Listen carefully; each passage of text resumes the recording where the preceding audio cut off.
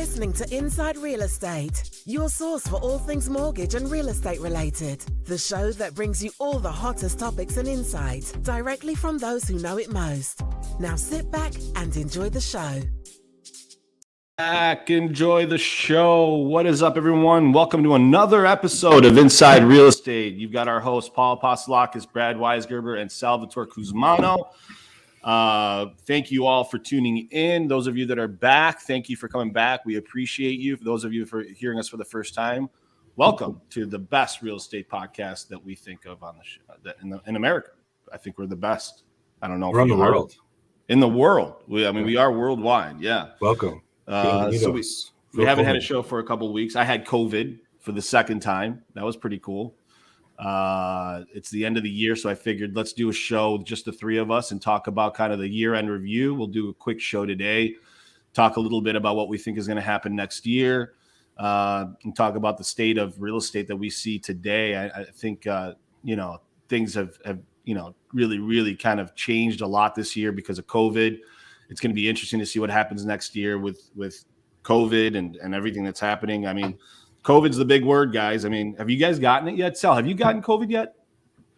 No, I thought for sure I had it. I was sweating over at some family parties. I was like literally actually sweating and, cough, headache, runny nose. I'm like, you thought for sure you had it. Yeah, I'm a super spreader at a family party too. But yeah. I took a test every day for like 3 days, 4 days, and I didn't have it. So nothing, huh? Maybe you got that blood crazy. Type. Everyone I know has it. Everybody has it, dude. There's so many people that have this. Like, me and Brad are unscathed. Brad, you haven't gotten it either, huh? Knock on wood. Yeah, wow. Knock on wood. But that's interesting. Maybe you guys should get out more. But I'm kidding. I'm joking. Now they're saying I don't have it. Things are changing with COVID now. It's like 5 days quarantine instead of less than 5 years. So we do have a guest today that's trying to join us. His name's Johnny Wolff. We'll see if he gets on here in a little bit, but if not, we'll do the show just us. So, guys, I mean, 2021 was a watershed year in the mortgage and real estate market. It's been a interesting year overall. It was busy. It was people were clamoring to get real estate. Do you guys see that continuing in 2022, Sal, Brad? I mean, do you feel like 22 is going to be more of the same, or are we going to see some bumps in the road? I think it depends on which side you're looking at it from. I think as far as the housing market, I think we're going to see more of the same. Yeah. But as far as the mortgage market, I think we're going to see some bumps in the road because rates are going to go up. I mean, it's inevitable with inflation. Rates are going to go up and the refis are going to go away. So the mortgage industry is probably going to go down a little bit, but I think the real estate industry is going to be on the same pace. Yeah, that makes sense. They're not necessarily the same industries, right? They're not. They're so connected, but they're a little disconnected because in the mortgage world, we have refinances, right? That people are refinancing to get lower rates, to get cash out, to do so on and so forth. But when we're talking about strictly real estate and purchase market, you're saying that that's going to be strong, probably. I think so, yeah. Yeah, I would agree with that. I don't think the appetite for real estate is going away anytime soon, man. Sal, do you agree with that? I mean, it feels like the appetite for housing isn't going away. Yeah. I mean, I think there'll be potentially less of a bottleneck if rates start to go up. I think more people are going to sell. I think, to a degree, and you can't say for sure, but I think it goes hand in hand with home prices to a degree. Right? Yeah. I think when the rates go up, home prices and the bidding wars and everything will probably slow down a little bit, and sellers are going to want to take advantage of still having all that equity and a high value, but they don't want to be on the other end of the slope, right? So, yeah, I personally think that real estate's going to have a really good year. I mean, because I think even at 4%, even at 4.5%, real estate, that's still really cheap money. And we're at 3%, 3.25% right now on 30-year mortgages.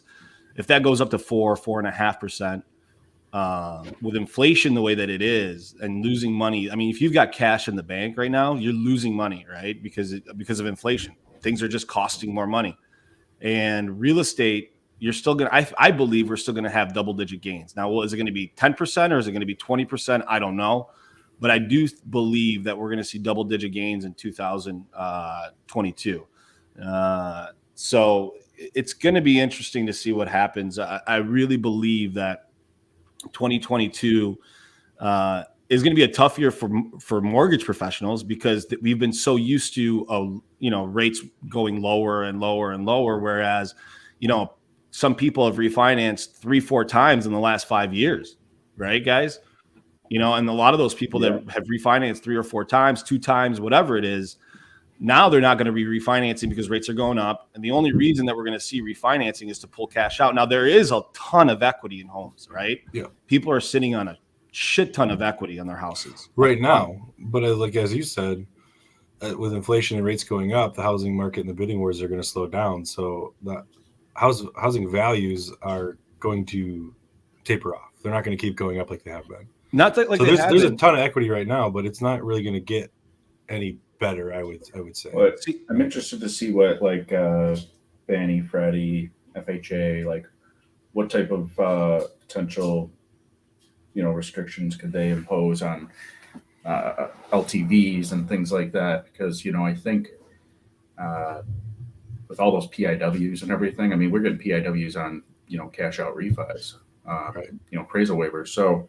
And I think that's only in certain super sound situations, potentially with their algorithm. But dude, I don't know. It's I feel like if the market just stayed flat, which to your point, Paul, I don't think will happen right away or anything. But if it just stayed flat, I mean, dude, it's hard to get out of a house if you put 3% down. If you sell a hawk. Yeah. Well, I'm saying next year, if there's 97 LTV, you're still, putting 3% down, and let's just say, year over year, your value stays the same or flattens out a little bit, right? Yeah. And it costs you on average, probably 8% of the purchase price when you sell. Plus, and why is that, Sal? Can you kind of explain that just so people understand? Well, yeah, I mean, so typically, right, when you sell a home, you pay a realtor 6%, right? 3% for your listing agent and 3% towards the selling agent, which is the buyer's agent. And then in Michigan, at least, you have to pay transfer taxes and owner's title insurance policy, which, depends and varies a little bit. But I would say that's probably another 2% of your sales price. So, between that, the commissions, and then on top of that, right, you have to worry potentially about a low appraisal, renegotiating, seller concessions, all these things where it's all right, or even look at a VA loan, right? Put 0 down and then finance another, 2.5% or so into the loan amount. I mean, dude, you're stuck. The only way out of that is really a short sale or coming to the table with money. And if you put 0 down, or sit in the house for years until your equity. Right. But what if you got to move? Yeah, then you're stuck. That's what I'm saying. You could rent it out, which is always a good thing right now with the way rates are, but not everyone wants to be a landlord, right? So, I don't think anything's a little more. I mean, if you bought 4 or 5 years ago, great, right? You put 3% down, and now you've got more than 20% equity. But going forward, yeah, but I mean, a lot of people buying at the high, I said, with a minimum down.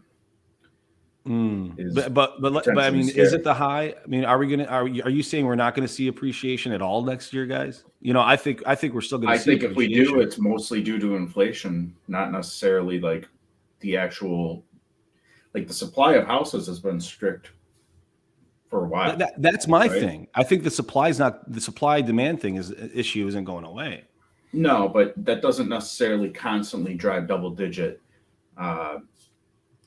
appreciation. I think what you saw this year, the only reason that it happened to a degree is, if I would say it's, 80% inflation and low rates and the ability to just say, well, fuck it, $30 more a month, I'll go another, 10 grand, whatever it is. Right. And the ability to borrow money so cheap and all the money injected into the economy, that's what really, I think, made things so much more expensive. I mean, there's no more or no less, like, let's say, 2019 F-150s that were made, right?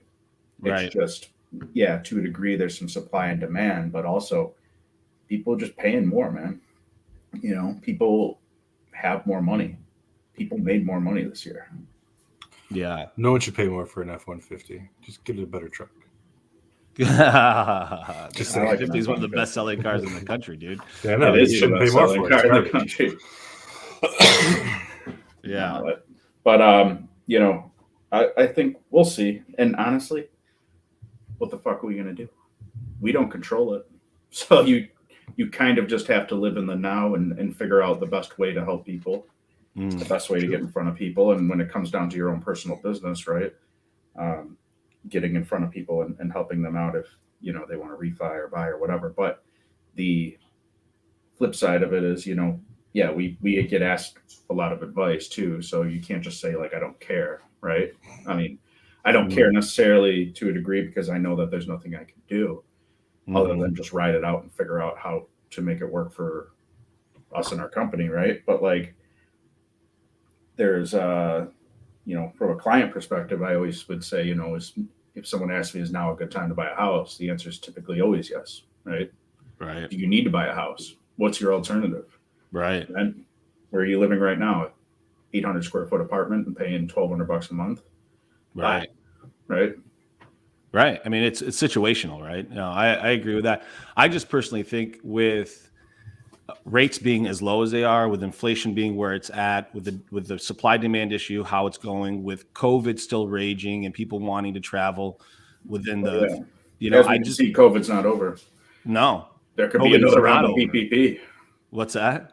I said there could be another round of PPP. Yeah, that's what I'm saying. I don't think so. I don't think so. I think yesterday they're slamming the president, or he said there's, it's a state thing now, not a federal thing. So we'll see. I actually don't want another round of PPP. It's scary.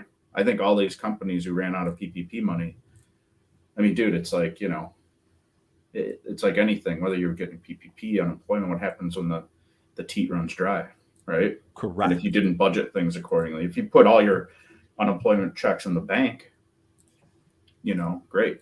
But a lot of people became reliant on that. A lot of companies probably built and hired and did all this stuff on, hey, we had an extra $500 million. Now that money's gone and everyone's scrambling, trying to figure things out, lay people off, whatever, right? I think right now is a very pivotal moment in our business from the perspective of like mid-level mortgage companies and even some big ones who probably got crazy bloated on spending, staffing, whatever it is, right? And now it's like a tick of a half a point in rates, 2.875 to 3.25, has everyone probably pretty worried if they're set up for a refi.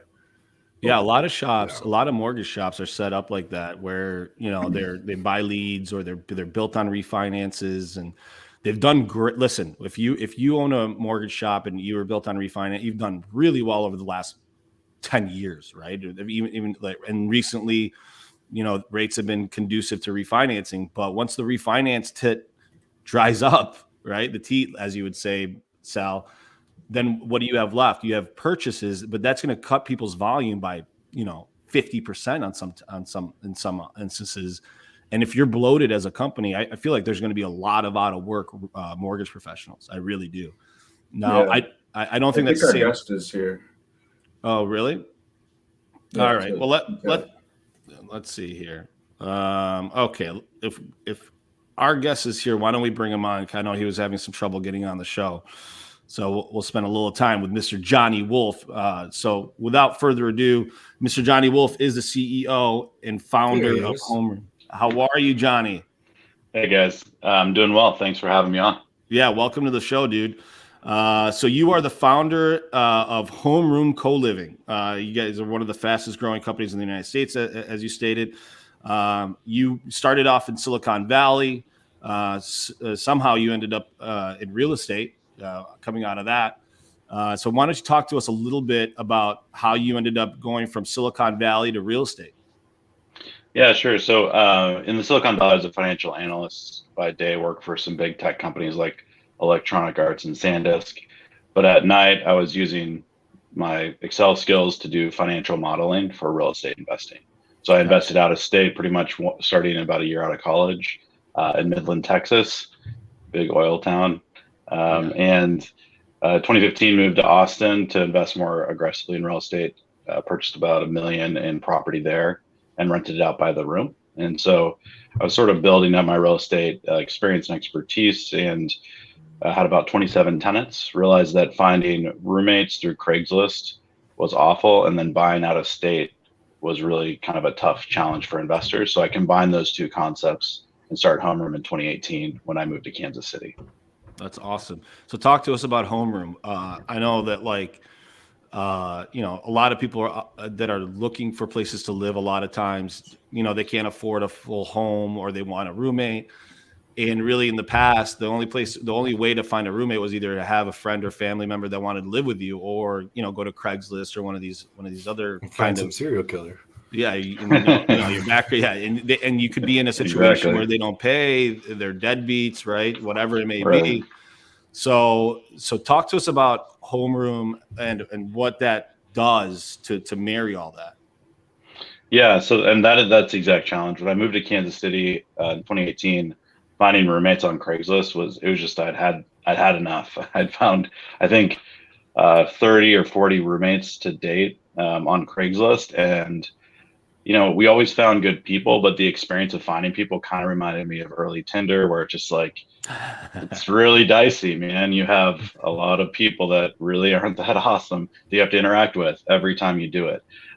So it just seemed that, people had tried roommate matching apps that had never taken off. I think the issue there was that you need to have a good space for roommates and you need to have good roommates, right? And so that's what we started with HomeRoom, is we help investors buy homes and then create a roommate focused space.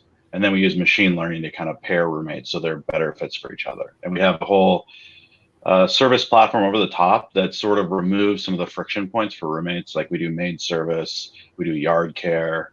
Everyone pays their own utilities and it's separate and fixed. All these little things that I experienced as a roommate in the Silicon Valley and in Austin, where it's like, if this stuff is out of the way, then roommates can get along pretty well for a long period of time. So it's helped compatibility. We had some people that have stayed with us since we started the company 3 years ago. So I can see that being really valuable for an investor who is looking to have occupancy, right? So I'm an investor. I buy let's say a 2-unit, and I want to get renters in there. And you said you rent by the room, which is interesting. So Correct. You're renting by the room. So you could, let's say it's a 2-unit, there's 4 bedrooms. So you've got 4 potential renters in there that you've got to find. Traditionally, you're not going to find that unless you run into someone that happens to want a roommate or whatever it may be. But you're actually, what you're doing is you created a platform by which an investor can actually fill the vacancy with these people. That's super interesting. Where are you getting the traffic from to be able to do that? Yeah, it's the roommate ecosystem is still kind of like early Airbnb, where they were kind of on Craigslist. They were everywhere to try to get in front of people looking to essentially couch surf or live with other people on vacation. Yeah. So we're in that early stage. So we're on apartments.com, Zumper, Facebook Marketplace, everything, right? We're on some roommate matching apps. We're starting to see more organic traffic as our people start to, in Kansas City, for example, a decent amount of our traffic is directly to our website. So the goal is really to be the Airbnb or roommate platform, in the US. And then that's amazing. Beyond. That's amazing. Tapping into college, college towns. I mean, I would think when I went to college and even in the dorms, man, if that was something that was offered from before they placed you in your dorms, which I guess, it's nice to live with different people, but once in a while you got very strange people you're paired with that you really wouldn't want to be. Yeah, there's definitely, we did, the dorms weren't super sophisticated. I assume they had a sophomore just going through applications and just pairing people. Yeah. So we do think this platform has potential, for wider use. A girl I was dating said, "Why don't you use it for dating?" And I said, "I don't know. I don't know if you want the same thing for a roommate as you want for, love interest. But it has, a lot. If you can simplify it down, we just use 8 simple questions to kind of find compatibility around lifestyle. So I think that would, yeah, exactly. That's interesting. So that's why Kansas City, by the way. You were in Silicon Valley. How do you end up in Kansas City?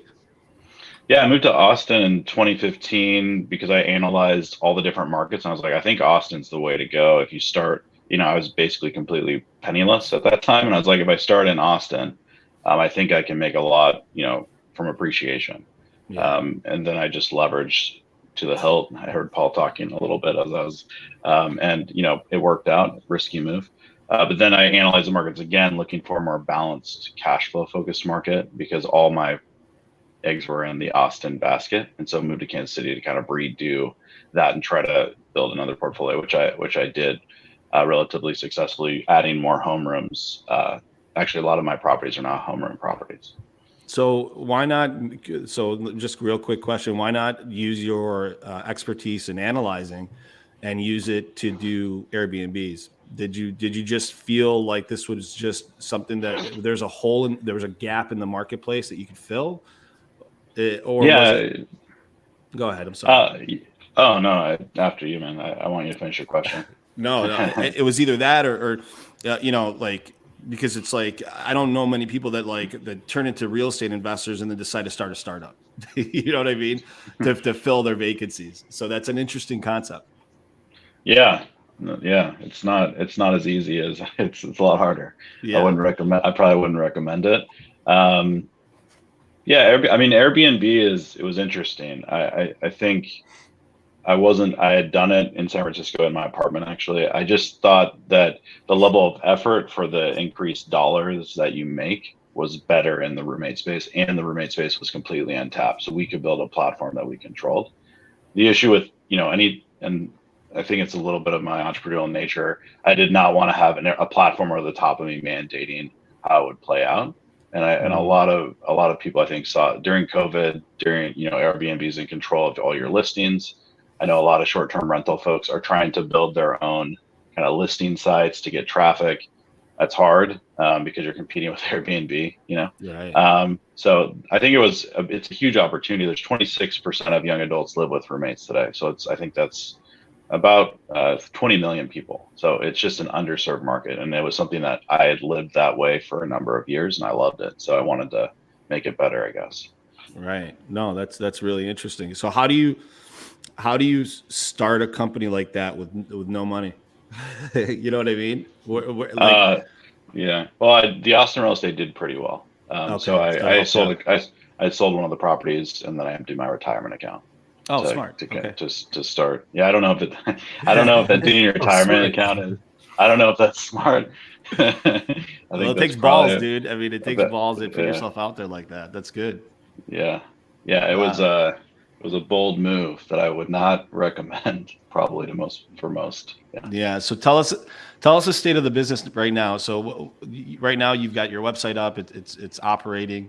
What do you see for the business going forward? Yeah, so sales are up 500% this year to investors over the last 9 months. We went from, I think the stats were 115 roommates we're up to about 623. Wow. This year, up from so it was some pretty substantial growth. We've seen a lot of investors enjoy their investment experience and come back to buy additional properties, send us friends and family members.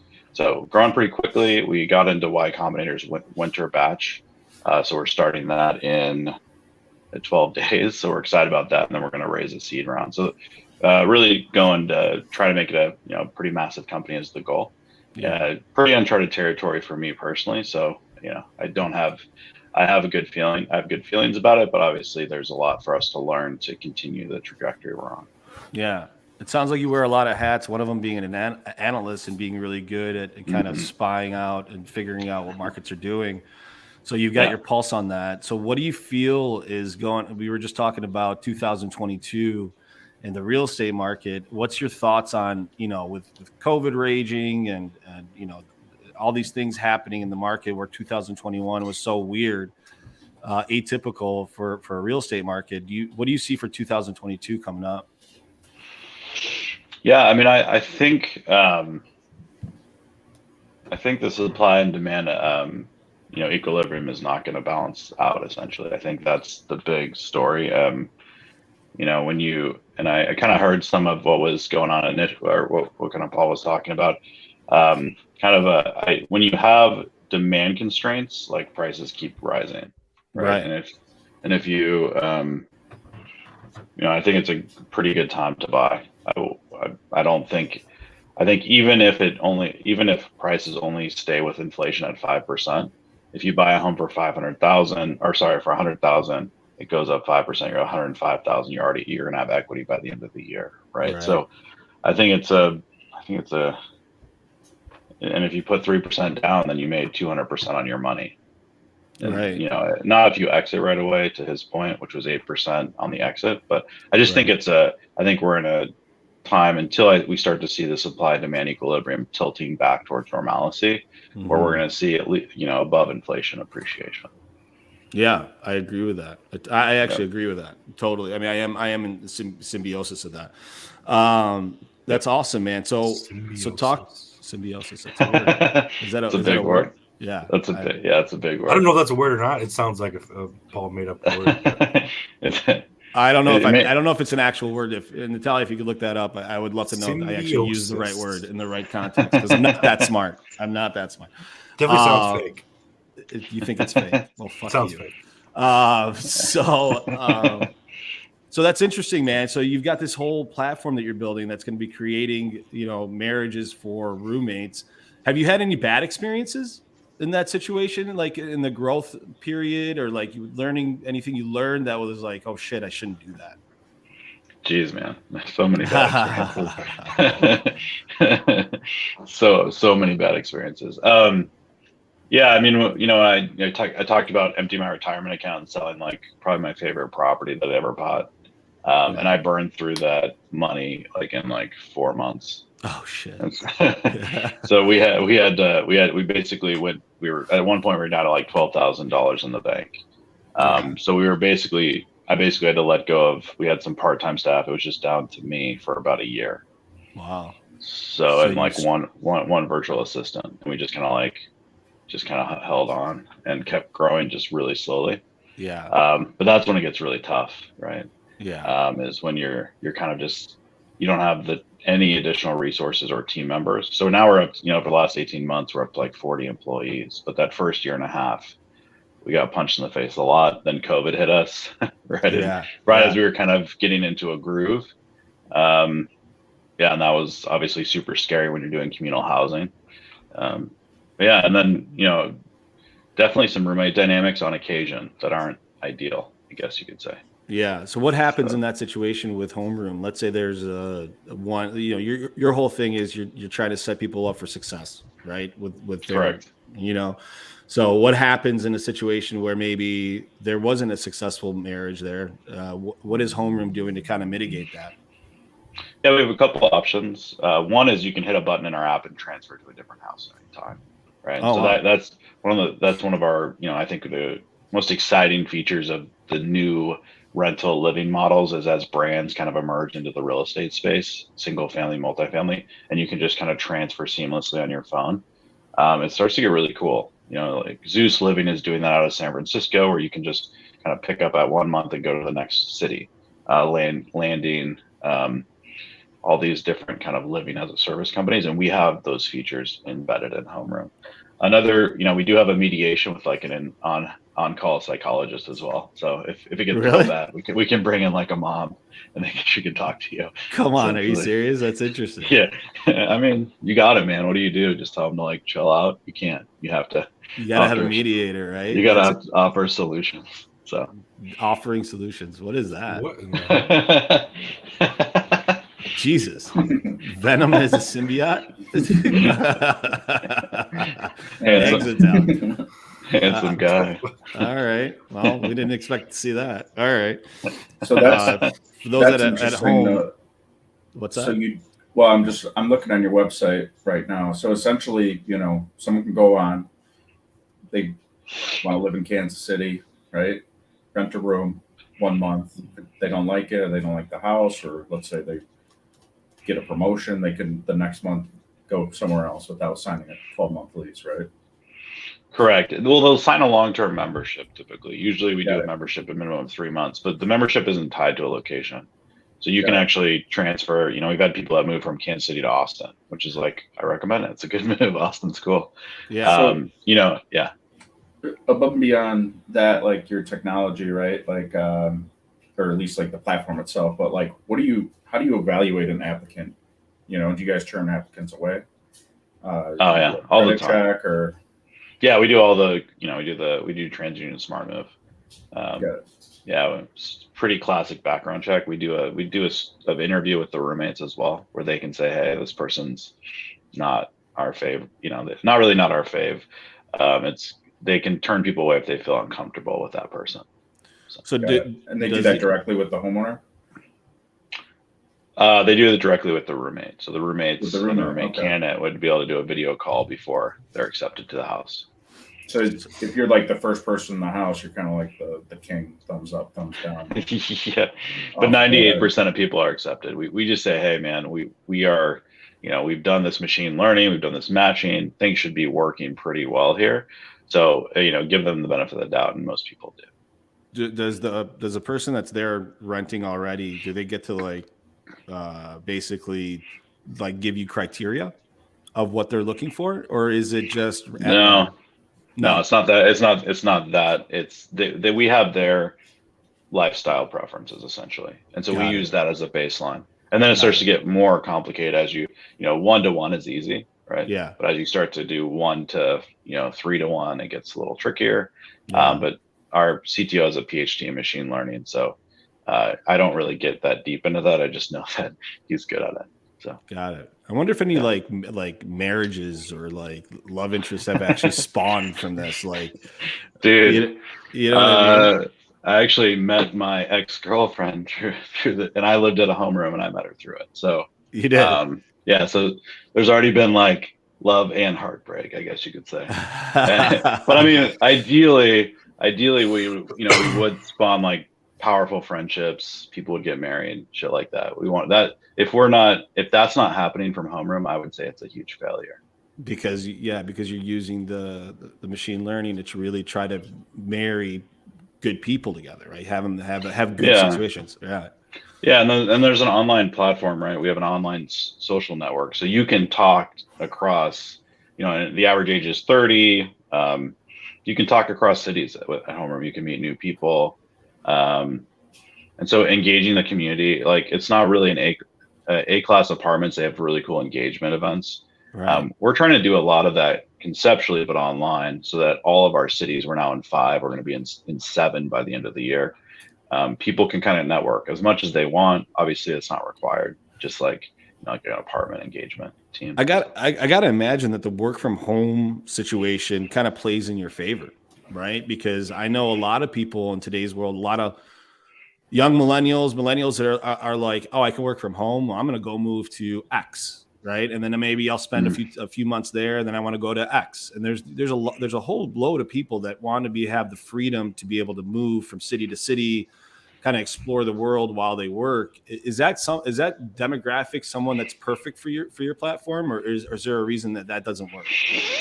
Yeah, I'd say that's accurate. We, one of the things personally, because I was living in the first 3 years, and I'm living in an apartment now, but the first 3 years I lived in a homeroom myself. So I was in one of our houses with 5 other roommates during COVID.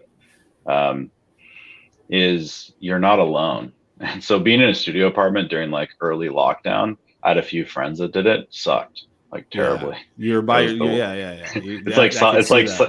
like solitary, We had chicken wing Thursdays. One of our guys got COVID early, which was a huge bummer, but he was okay. No one else got it. And then he would go out and get chicken wings. We'd watch movies together. It just felt like we were all going a little less crazy. Yeah.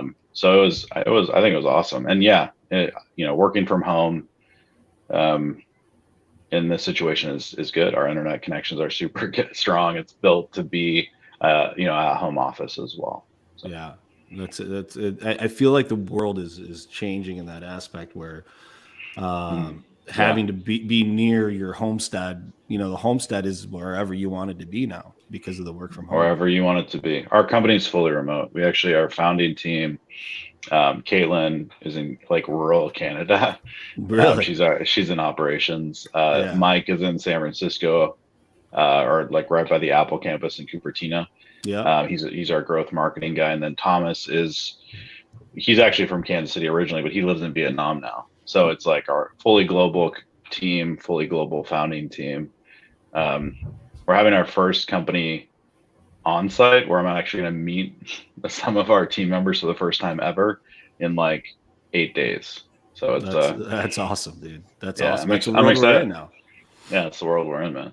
I think it gives you more power too. You can get, by being global, HR is a nightmare, but you can recruit different skill sets in different geographies, have 24-hour coverage. It's really profound. Yeah. So let's say I'm an investor. Let's say I want to buy a house here in Michigan. I don't know if you guys are in Michigan or not, but let's say you were. And I buy a property. It's got 3 bedrooms, and I want to use your system. What do I do? Sure. So we generally would recommend, if you are buying a property and you're like, I want to do co-living, my recommendation would always be to work with us on that. Not, primarily because we are very good at finding properties that match co-living to maximize your return. So that would be my first recommendation. But if you already have a property and you're like, I really want this one, and I'm going to find it myself with my own agent, that works great too. You would come to us. We have a playbook. We have 2 options for you. We can say, hey, we'll set up the property for co-living for you. That includes furnishings, potentially we'll add a bedroom. We add some smart home technology. You can do this yourself, and then, obviously it's free, but you'll have to do some work, or we can do it for you. Those are the 2 options. And from there, our platform begins to drive lease roommate tenants to the platform. Once we get the first one, we start to plug in the matching, and then we take it from there. There's not much you have to do, right? Once the property's set up, it's pretty much all on us. Got it. That's really interesting. Yeah. So, and then how about occupancy? I mean, do you have people potentially deciding to opt, like break the contract or opt out, or do you have most people kind of like stay in the homeroom system? Yeah, I mean, the average stay is over a year. It's pretty rare that we have people break kind of their membership agreement. Right. But just like we're not immune to the problems of being a landlord, obviously. Sure. So we do have really high credit scores. On average, they're over 700. Okay. So that's pretty good. But yeah, it's not. You can't guarantee. You never know. You never know. Yeah. You never know. So, does the investor, like you said, you have a subscription? Do they pay monthly, or does it come off of the rents? It comes off the rents. Got it. Yeah. So essentially, you're not paying it for whatever reason it's sitting vacant. Exactly. Yep. It's very similar to Airbnb, which they charge 15% of bookings. We charge 15% of rents. What offsets the reason there's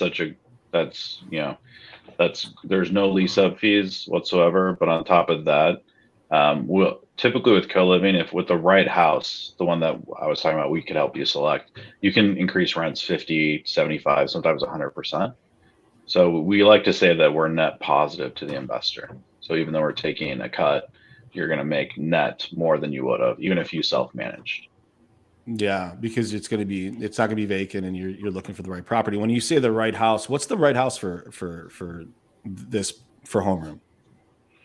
Yeah, so we evaluate a few different criteria. Parking is super important. You got to have parking, because if your roommates are parking in front of the neighbor's house, they're not super happy. So we always try to have enough parking on the property or in front of the property. Additionally, we want to have enough shared showers. Roommates get a little grouchy if it's like a 5-to-1 shower ratio. Although that's gotten a little bit better since COVID, because people aren't trying to rush out to work in the morning at the same time. Right. But we try to do a 2-to-1 or 3-to-1 ratio of showers. Addition to that, we're going to try to do 4 or more bedrooms. It starts to, the returns go up incrementally with more bedrooms. So we generally are trying to get a few more. Obviously, kind of paying attention to local laws and ordinances. We have to be careful there. But those are really the core criteria. That's interesting. And then how many states are you guys in right now? We are in five states. 5 states. And so you guys are looking to expand that to what in 2022? Or is it just situational? Is it like, it's kind of situational. If we have an investor that says, hey, I'll buy 3 of these, then we'll go to that city tomorrow. So we actually, one of our investors, he wants to buy 10. He's in Pittsburgh. So we launched Pittsburgh a month ago. Yeah. We can launch a city very quickly. So it really is kind of, we're pulled in typically. That's really interesting. And are you guys looking for more investors in general? Yeah. That's always what we're looking to do, is drive more investor kind of quantity. We're doing about 3 houses a month early in the year. We're up to 15 right now. The goal by the end of next year is to be to 50, maybe double digit or triple digits. Try to break 100. That would be kind of that'd be a nice target for us by the end of 2023. That's awesome. So like someone like me, who right now I'm building a house, won't be done until next year, but I was thinking about renting this, right, as opposed to selling it. Would that be like, hey, I could reach out to you, you can tell me if it makes sense or not, or sure, yeah, of course. You need to have like multiple in a portfolio? No, one is fine. I think we just would have to look at the form factor of the home. Just like Airbnb, there's some homes that are ideal for maximizing your short-term rental income, and then there's other homes it's like you could do it, but it's not going to be as beneficial. And with the Airbnb, with short-term rentals, it's a different set of criteria. With co-living, it's a different set of criteria. Right. You can turn any home into a short-term rental almost, HOA permitting. Same with co-living, but you're just going to have an outsized benefit in a certain form factor. Makes sense. That's awesome, man. That's so probably homes that are more like separated, right? With the ability to say, all right, I've got almost like 4 studio apartments. Actually, most of our folks like community, so they're okay with it being, it's okay sharing walls, all that stuff, but it's more about number of occupants you can get and have them live comfortably. So Sal, like in your house, I think you could probably fit 3, right? Between the basement. Yeah, I mean, I don't know who'd want to live up in the loft, but people will live in places that you'd be surprised with. Yeah. I mean, like, when you just think about 22-year-old you, right? What did 22-year-old you value? It's like, oh, I can save $30 and I can live, in like a closet. We had a friend that lived in a room that he could barely fit a twin-size bed in when he was 22, because he was paying the least in the house, which is just crazy. And his dating life was completely wrecked by it, but he didn't care. What would you say the average ages of your occupants? 30 years old. 30? We just ran the numbers, actually. That's awesome, man. It's an interesting concept. Yeah, it's kind of a crazy. We've tracked like how many people live with roommates between basically 18 and 35, and it's sort of like just been growing linearly since the 80s. It used to be like 11% of young adults in that age range were living with roommates. Now it's 26. People are just getting married later, so there's just kind of this massive gap in this. Like, it used to be 22, you go live in a studio for 1 year, 2 years, you get married. That's it. And it's kind of cool to live in a studio for a year, I think. Yeah. But now it's like 22 to 35, you're living in, like, where do you live? Do you live in a studio for 13 years? Seems lonely. Yeah. And also like a huge waste of money. Your social network starts to die. These are all things that we kind of hear on like CNBC. Like, it's hard to keep adults like as you're in your 30s, or friends as you're in your 30s. And then you have all this student debt. So it's all this stuff piling on you, kind of against the millennials and Gen X now. For financial, for community, it's really hard for them, and then for financial kind of reasons. And so co-living is kind of the coolest combination, at least right now, in my opinion, for solving that. You save like 30% on rent. I was about to say that. Yeah, you plug into community. You don't have to spend as much time doing your own household chores, because like there's other people there that can like take the trash out, which, I mean, it matters, And you have maid service. So I think it's like, our goal is really people come and live with us for 5 years when they're 22, pay off their student debt, build their network, connect with people across the United States. Then they take the money that they've saved and they go buy a house, and we'd love to help them buy it, obviously. But that's kind of, it's kind of like how do we counter all these negative forces that decrease the net worth of millennials? And I'm like an elder millennial, so I feel like this sense of like I should help my people, get them out of this situation. This is the best thing I could come up with. I'm sure, and there's other things as well but it is obviously a huge problem. Well, with rents are set to rise. I mean, they've been rising. They're not getting cheaper. They've risen quite a bit. It's a lot more expensive to live on your own than it used to be 5 years ago, right? Mm-hmm. So that has to play a big factor in, hey, I can rent a room with 3 other people and it's a quarter of the cost of me having, or a half the cost of me having my own studio, right?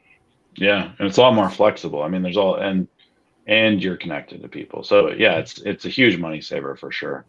And there's all those incremental there's all these pieces around the edges of living in your own studio that people typically don't think about. It's like, I have to buy furniture, right? And if there's a way to waste money faster than buying a shit ton of furniture for your studio, I don't know what it is, because inevitably you're gonna have to move out of that studio. And as a transfer, the stuff that you bought doesn't really fit the new place that you're going to be.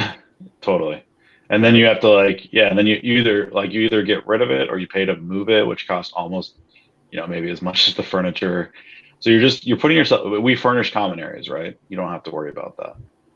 That's interesting. So it's really set up to be like, okay, I'm going to bank 50% of what I would pay on housing, and I'm going to pay off my student debt, and then I'm going to become rich. Man. Yeah. That's really super awesome.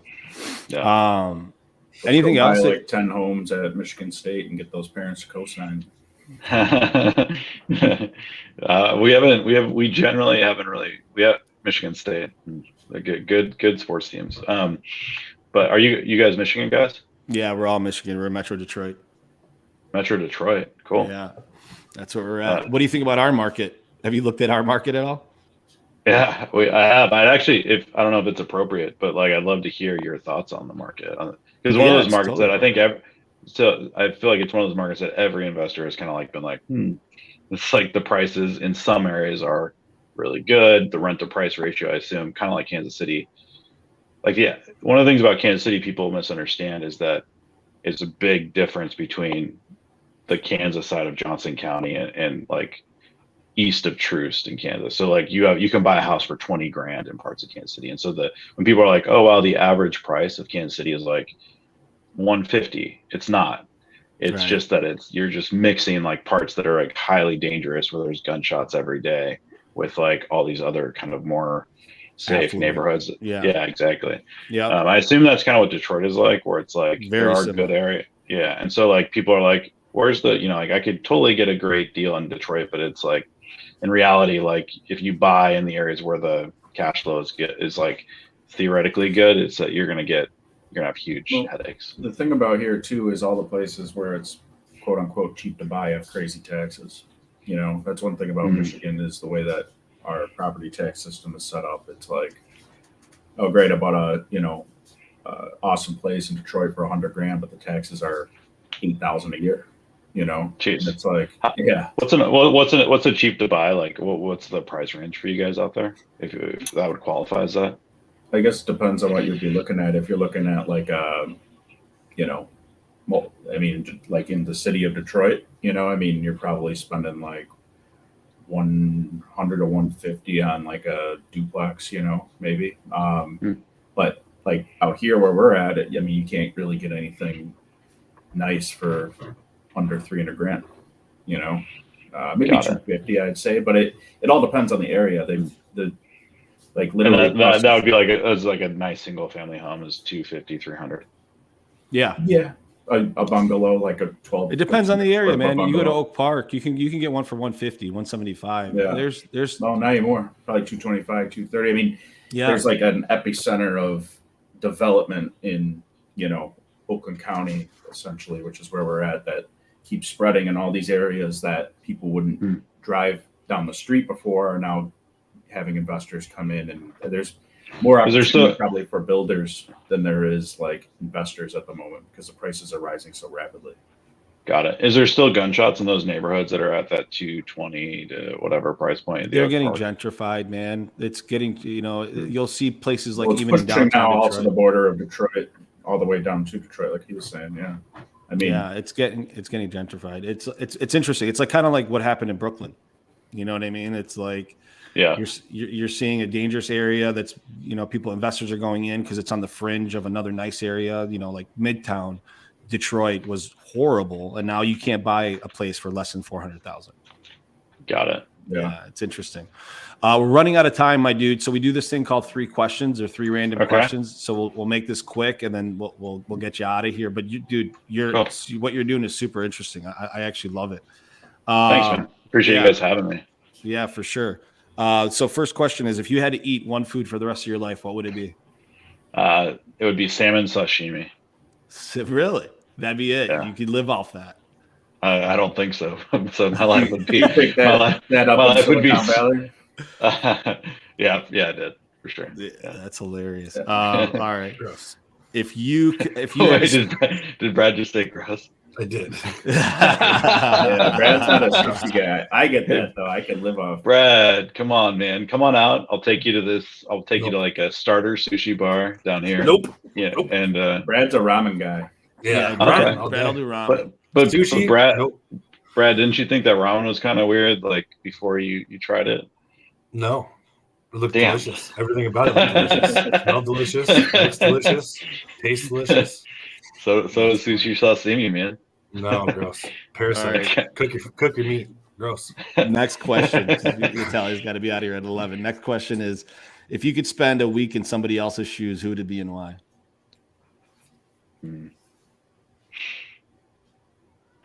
Like you can be them for a week. Past or present? Dead or alive? Geez, that's such a good question. I think Bezos. Yeah. Spend a week in Bezos. Okay, I could see that. Yeah. All right. Yeah. He's interesting. Last question. If you were on a deserted island and you could only bring 2 items, one, you can't be a cell phone or a boat, but you can bring 2 items, what would they be? Damn. Probably like a harpoon of some kind. Okay. And like and a lighter. Yeah, you know what? Those are 2 good things. You went very practical. We've had people say stupid things, but that was very practical. Yeah. I guess I'm focused on survival. Yeah. Like a Robinson Crusoe style. Yeah. Johnny, tell the audience how they can get a hold of you, man, or where they can go to kind of get some more information on what you're doing. Sure. Yeah. You can, get a hold of me at johnny@livehomeroom.com. That's my email. I respond to most of my emails every day. Sometimes I Slack. And then livehomeroom.com is our website. -invest is how you can book a meeting with our sales team to kind of learn about purchasing a property. That's it. That's awesome, man. Well, listen, dude, we'll have you back on the show because I feel like we didn't have a full show with you, but what you're doing is super interesting. I love hearing different concepts within the real estate world. So thank you so much for doing our show, dude. Yeah, I'm happy to be on it. It was really cool to hear about Detroit real estate firsthand. That's fascinating stuff, man. So thank you so much for having me, and really nice to meet you guys. Yeah, brother. You be good with yourself. Thanks for coming. All right. Take care. Yeah, man. Be good. Right. How interesting is that? Yeah. Very interesting concept. Right? I like it. This guy's putting everything he's got online with this whole new thing that I think makes a lot of sense. It's weird. I think there's a lot of potential in the near future. I mean, yeah, like Sal, like you could do this and have full occupancy and actually probably make more because you're splitting up the rents than you would if you just rented it out to one person, right? Well, yeah, and you're not dependent on one lease. Correct. Right. You can filter them in and out. If what doesn't work out, one person, you can kind of, bring the mom in, or you got to go, right? And get someone else in there. So interesting. Yeah. I know Natalie's got 1 minute till. Natalie's got to go. So guys, thank you all for listening. 2021 has been a really good year. I think we've done we've done so many episodes of the show, but for all those of you that have listened to us, that have supported us since we started the show, I can't thank you enough. We couldn't do this without you. Please like, subscribe, and share, and give us a review. It really does help us out getting our name out there. For those of you that have listened in for the first time, thank you. I hope you enjoyed the show. Here's to 2021, and here's to our future in 2022, boys. I'm really looking forward to next year. Absolutely. All right, guys. Thank you all for listening to the show. We will see you next week, I think. Yes. Have a good day. Stop that, Brad. Bye-bye. Stop. You've been listening to Inside Real Estate, the nation's top real estate podcast. Don't forget to follow us at irepodcast.com and everywhere where podcasts are available.